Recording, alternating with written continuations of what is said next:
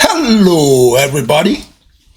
Once again, this is Fred Nwankwo coming to you from our studios in Chicago with another edition of Bold Talk on Island TV. And as usual, I'd like to say good morning, good afternoon, and good evening to you, depending on where you are around the world. All eyes around the world is on America. Yes. Exactly 2 weeks from yesterday, Americans will be going to the polls. People already started voting, but the election is 2 weeks from yesterday. The final votes will be cast 2 weeks from yesterday. A majority of the votes, probably 99% of the votes, maybe like a little less. And this election is critical. This election will determine if America continues to be the country that Ronald Reagan described as the shining city on the hill, or if America will start scaling towards a Russia in the Western world. Surprisingly,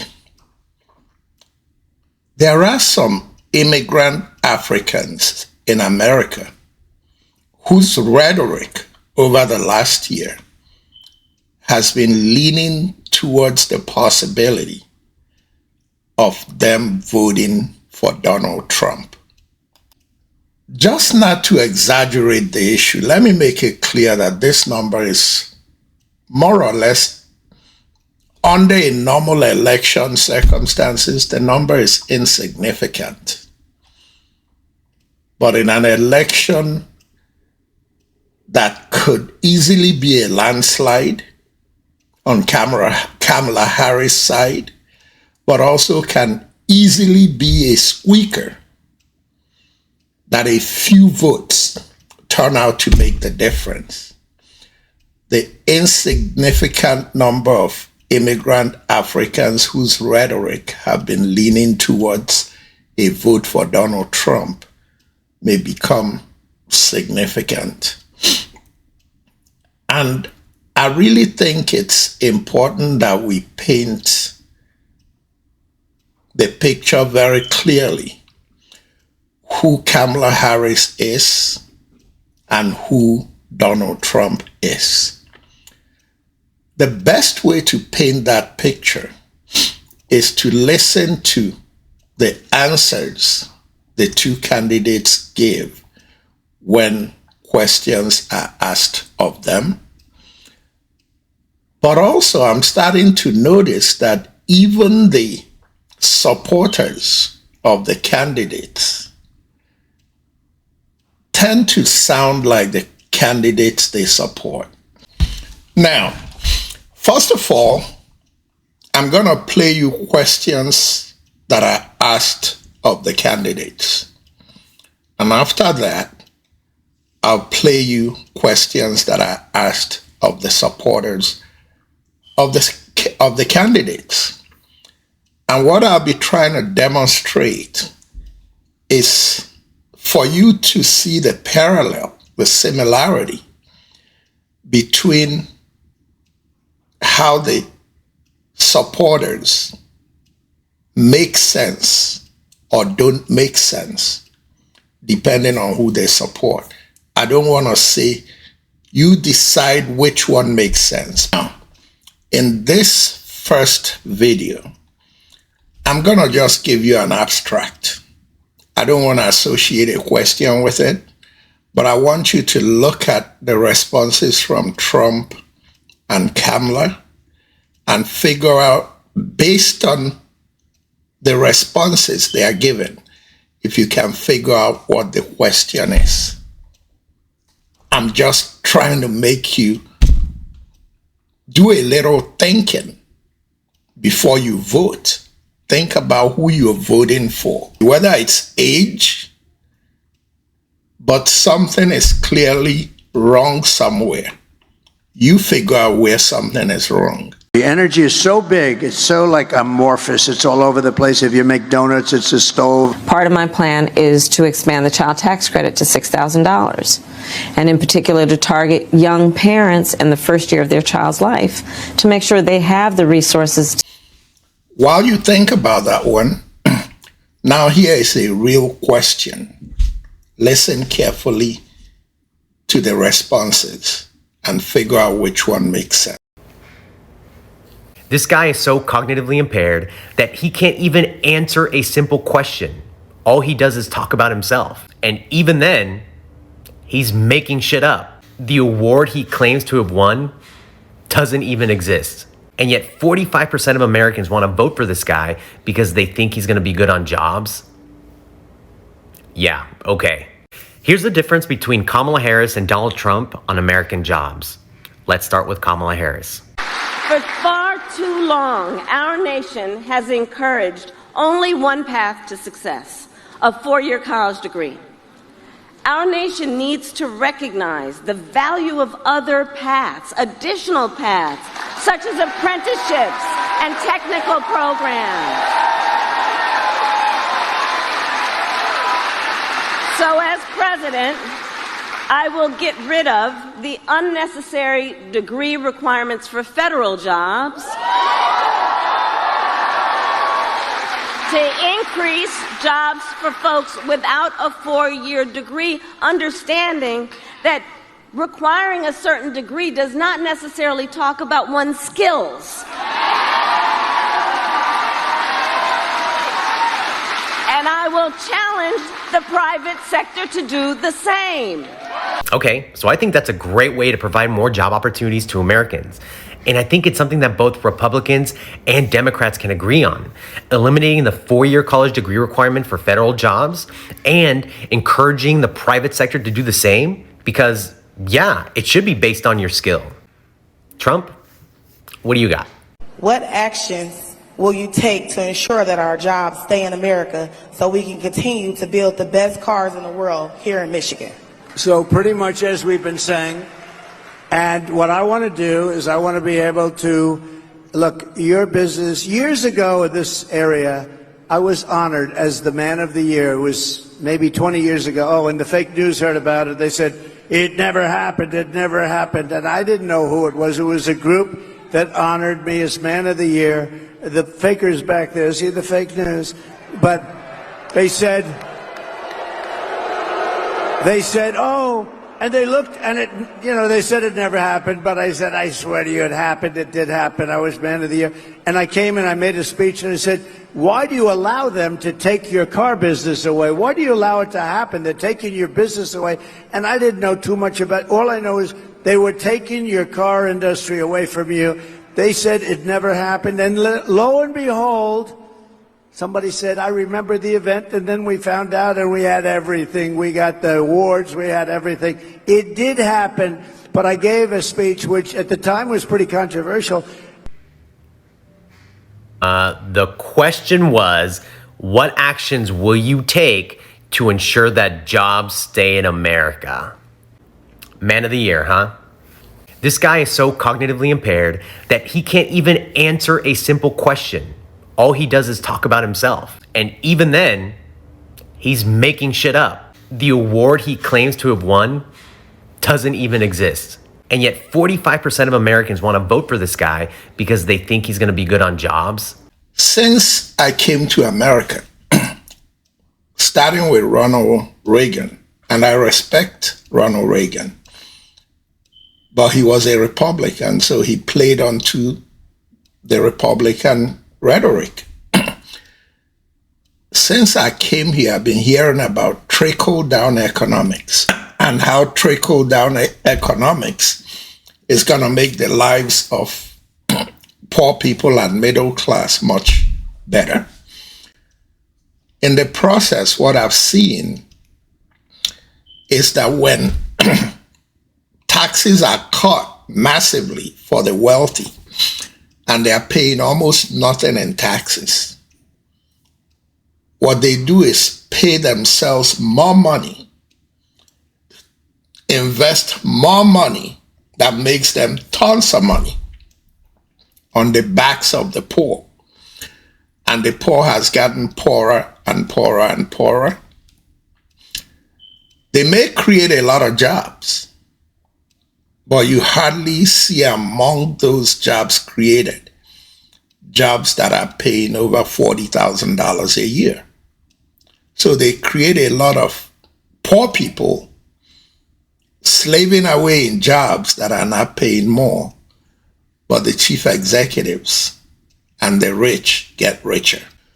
One of the things that African wannabes and Nigerian wannabes who want to say, I'm supporting Donald Trump, they live in the fantasy land of trickle-down economics. And here is what this guy is saying about trickle-down economics. Look, Republicans have been trying to sell Americans on trickle-down economics for 60 years. It is a sham. When money goes to the ultra-rich, it stays with the ultra-rich. But still, they sell you this bill of goods that the crumbs that you get are somehow all you deserve. Dead wrong. So Republicans might lie, but the numbers don't. I have been begging for Democrats to make this argument, and Kamala Harris just did it perfectly. Their reports come back and include the fact that Donald Trump's plans for the economy would accelerate inflation and invite a recession by the middle of next year. My plans would strengthen the economy as a whole. You look at under what we've been doing, you look at the stock market as one of the strongest it's ever been. Wages have outpaced inflation. Inflation is going down to, I think it's now the most recent number is 2.4%. So, but those are, nobody wants to hear an Econ 101 lecture, right? But the reality of it, to your point, is that under Democratic rule, the economy gets strengthened. Now we're getting into the similar ramblings of Trump supporters, Black Americans and Africans. But before I do that, let me set the tone by playing for immigrant Africans who are elated about a Trump presidency, besides the recent explosion of the news that Trump called African countries shitholes. Let me play you the genesis of the shithole story. Listen to this. The credit for this segment goes to Adeola Fayehun, one of my favorite people on social media. When Nelson Mandela died, that was in 2013, Trump said this to his then lawyer, Michael Cohen. This is what Trump said. Mandela fucked the whole country up. Now it is a shithole. Fuck Mandela. He was no leader. That was what Trump said about Nelson Mandela in 2013. This is in the book written by Michael Cohen. That was enough. Besides calling Mandela a no leader, and besides calling our continent a shithole that his people created, here's how he feels about highly qualified Black journalists asking him questions, and how dare them ask him questions that are facts. But our fellow immigrant Africans and African Americans want to vote for this man who has no respect for you, and it will be worse if you get him into office. I'm doing all this to set up some of the dumb responses you're going to see from some of these people who want to vote for Trump. I guess you could say that birds of the same feather flock together. Let's start out with his rambling. A lot of people did not think it was appropriate for you to be here today. You have pushed false claims about some of your rivals, from Nikki Haley to former President Barack Obama, saying that they were not born in the United States, which is not true.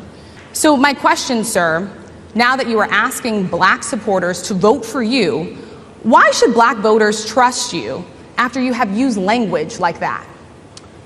Well, first of all, I don't think I've ever been asked a question so in such a horrible manner. First question. You don't even say, hello, how are you? Are you with ABC? Because I think they're a fake news network, a terrible network.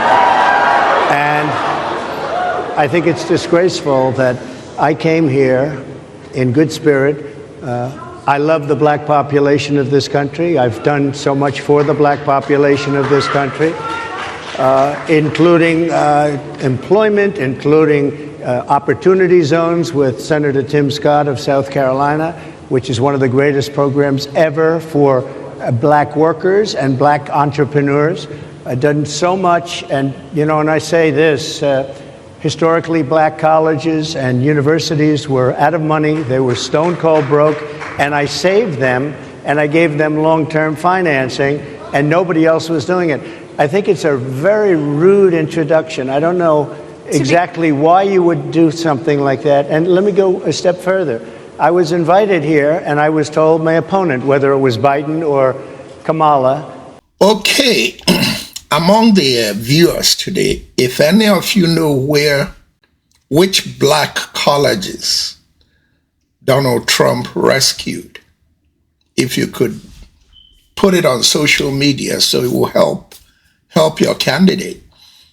The reality is that Donald Trump spent a lifetime looking for ways to kick black people out of his apartment buildings.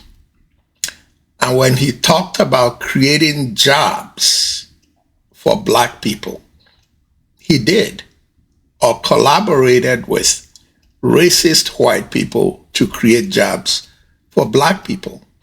But those are peon jobs. Cleaners in his house. He would love every cleaning job, including the cleaning manager in his hotels, to be a black person. And he can't stand a black person, be it Barack Obama or Kamala Harris, being president of America. So what we are fighting for here is to mentally let Donald Trump know that the presidency of America is a black job. And by the way, it's not just black people. He also has the same vendetta against Hispanics. Here is what he said about Mexicans.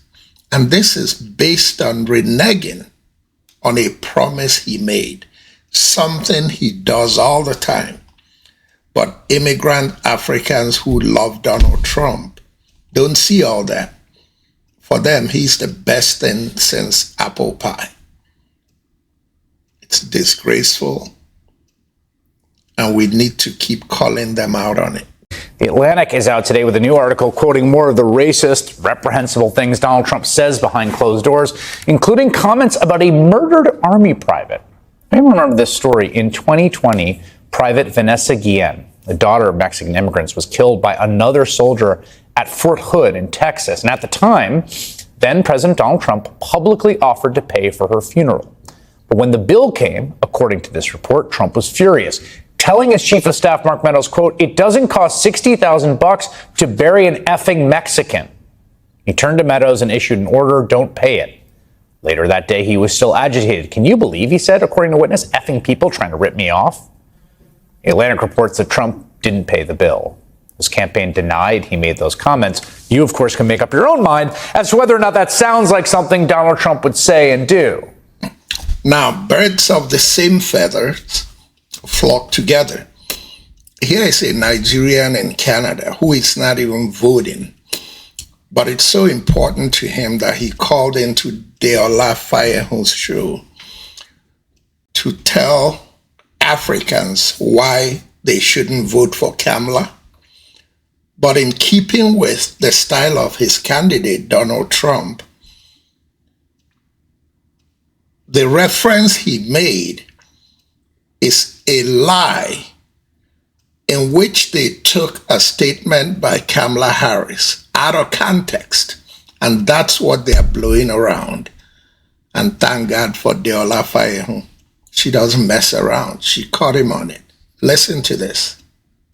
Hi, are you a Nigerian American? Are you voting in this election? Who are you voting for? And then I will let you in, Peter. Okay, I'm not voting in the election. I live across the border. My vote is in the other place across the border. But are you in Canada? Yes, I am. But Canadians are also highly vested in this election. Oh yes. The world has made it such a way that the American election is critical to the rest of the world. We're not going to deny that. But let's even come down to media. I shared a video with Rudolph recently. Hopefully he has listened to it, where Kamala Harris says she wants to regulate social media. The same platform you and I are talking on now. We know what they've done with it. We know how they've influenced Facebook and co. And we can't deny these things. So when I hear this whole argument that the Republicans are the devil and the Democrats are the saints, sometimes I wonder, are people really being able to sit down and decipher issues? I thought I would read this from Latif. I almost believe what Mr. Chin said about regulating social media until Adela clarified it. And I only said that I'm only reading that comment just so I can encourage people. Please make sure that you read the whole story before you make comments. So, Mr. Chin, real quick, what you talked about with Kamala saying that she wants to regulate social media. I don't know, have you ever read the whole story or watched the whole video? Because it was from an interview she did in 2019, where she was saying that Trump's Twitter page needed to be regulated because he kept tweeting things that could cause problem. And so that was what she was talking about. And then she mentioned in the interview that social media platforms need to understand that they are speaking to millions of people, especially with Trump, the way he was tweeting, that he was speaking to millions of people and it's not regulated, that this needs to stop. So it's not as if Kamala said that she wants to regulate. Are you her spokesperson? I'm not.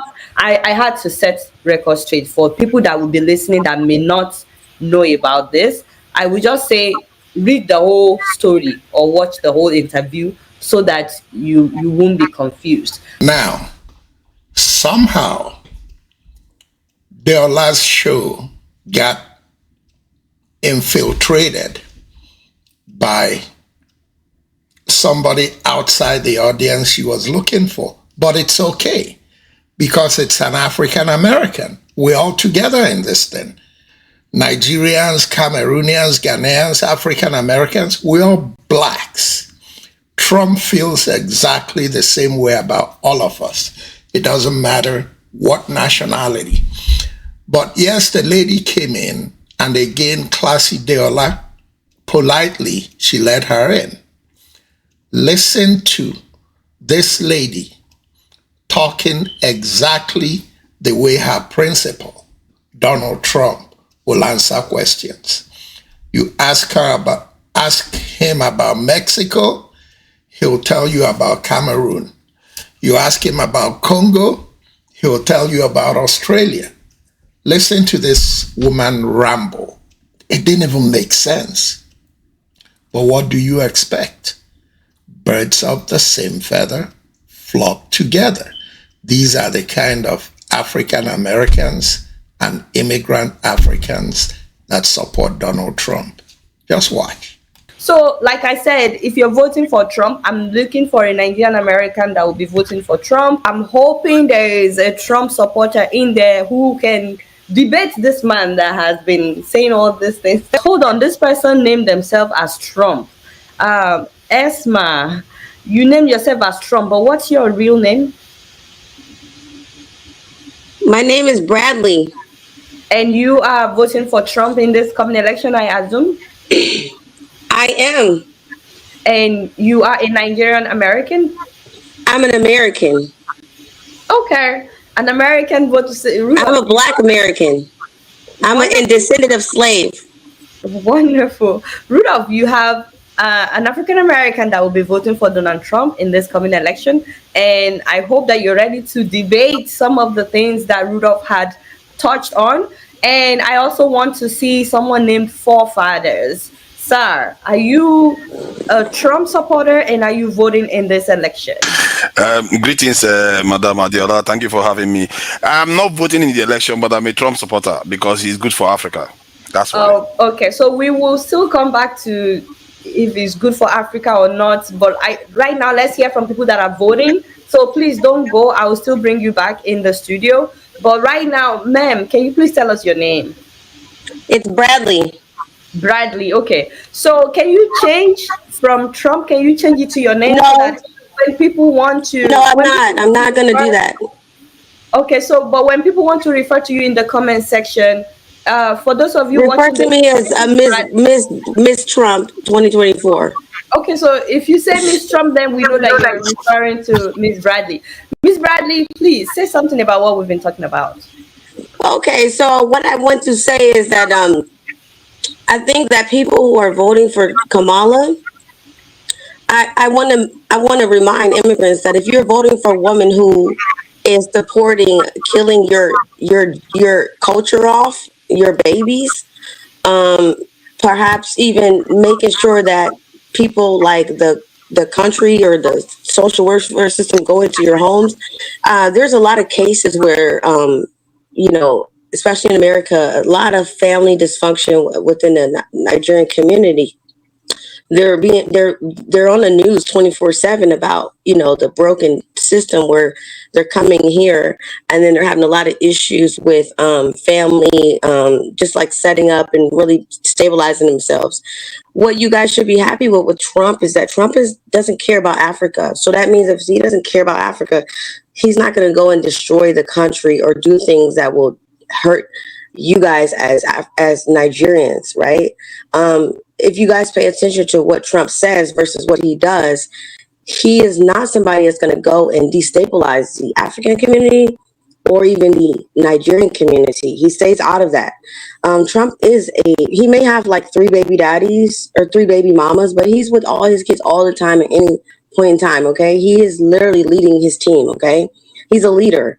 He's very masculine, which I believe that why you have to bring in baby daddy? Hold on, I'm giving you my reason, okay? I'm giving you cultural analysis, okay? He's an alpha male, okay? I know Nigerian men are alpha males. So if you don't like somebody that is an alpha, maybe you're gonna vote for Kamala. I would not advise Africans to vote based on the temporary immigration status. As you know, being an immigrant is a temporary situation. It's not a long-term situation. So if you vote for someone because they're an immigrant like you're not really looking at the point that you will become a nationalized citizen. You will become someone of this country and you will have to assimilate. So you should work on voting for someone long-term, not someone based on your emotions or based on your survival status. Immigration is a survival status. It's a status and it's a level to get to the next level of your life. It's not for you to say, oh, Kamala's an immigrant. Kamala, if anybody knows, her family, she's an Indian and she is from the Indian British colony, okay?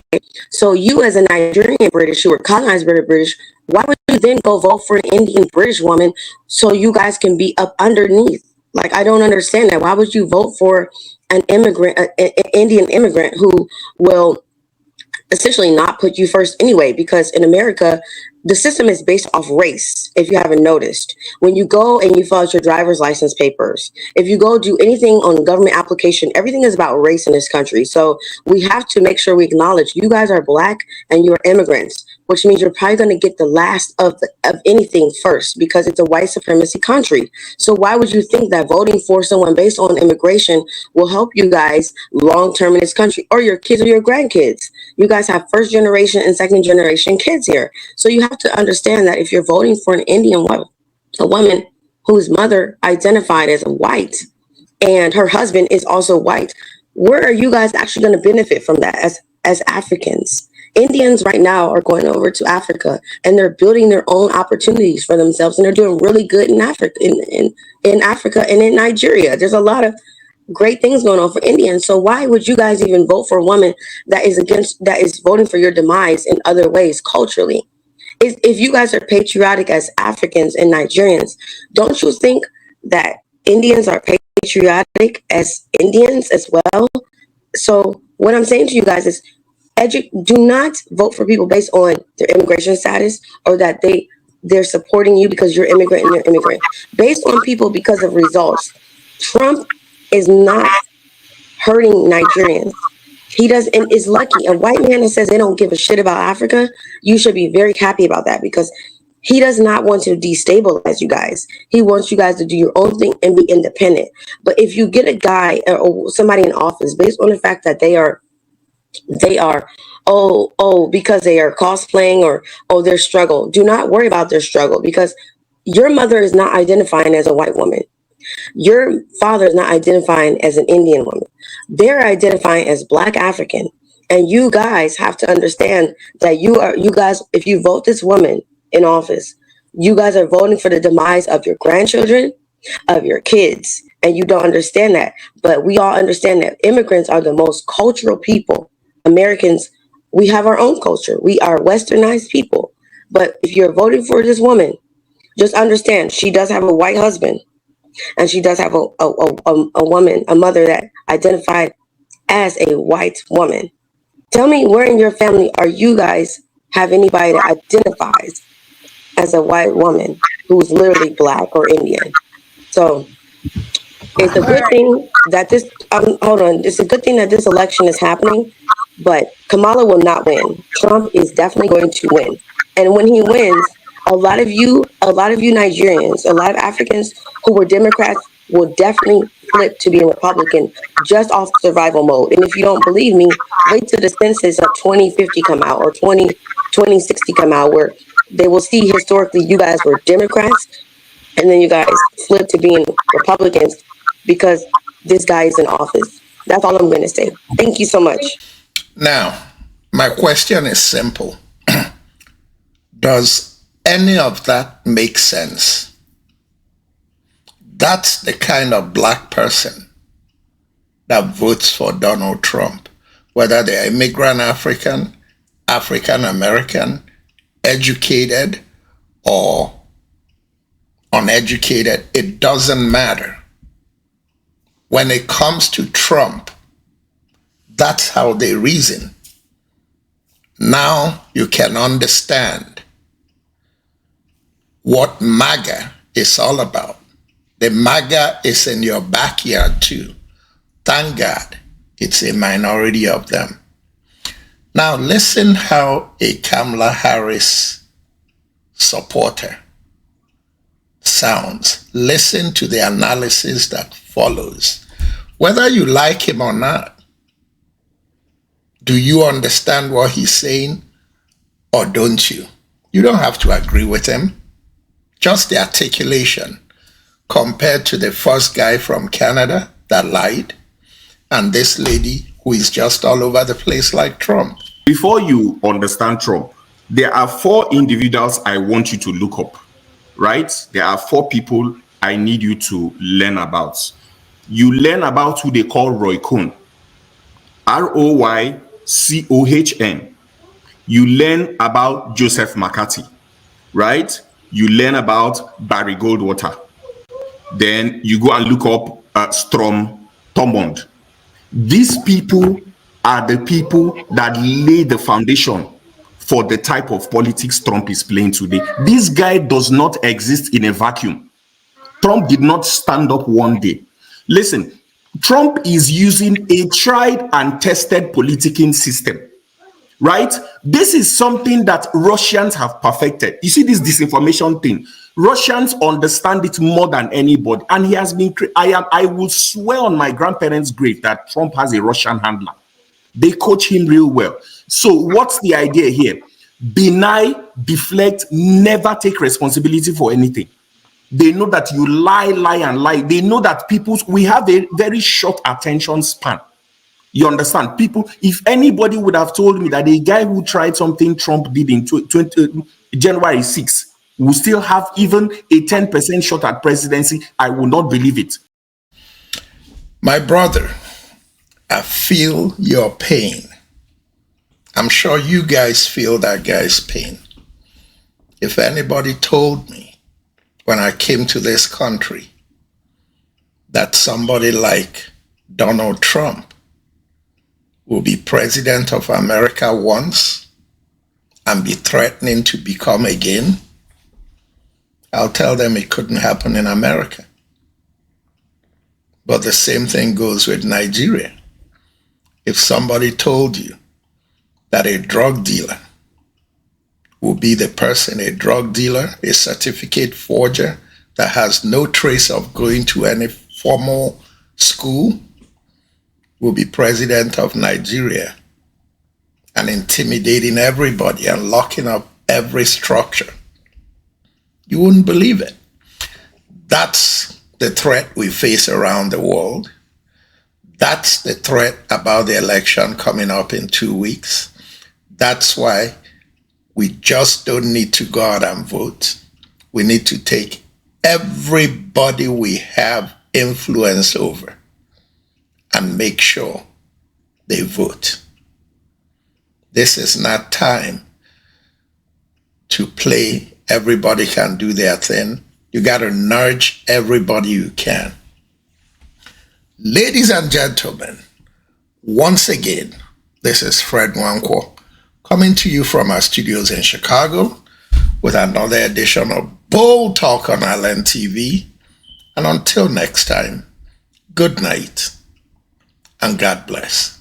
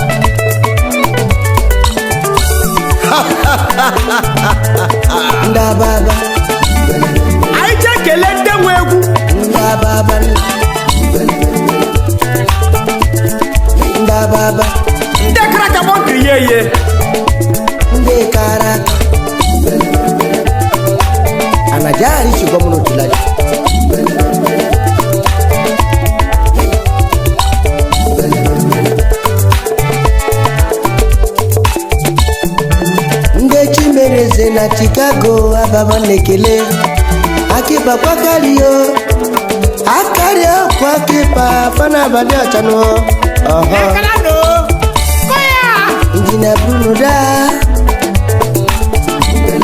ochimkwela nuguru la no chacha kunyonya koyao nda baba oh nda baba ayama kai kelekwa ohanese nino na Chicago oya no mana no tola no winter jacket masoro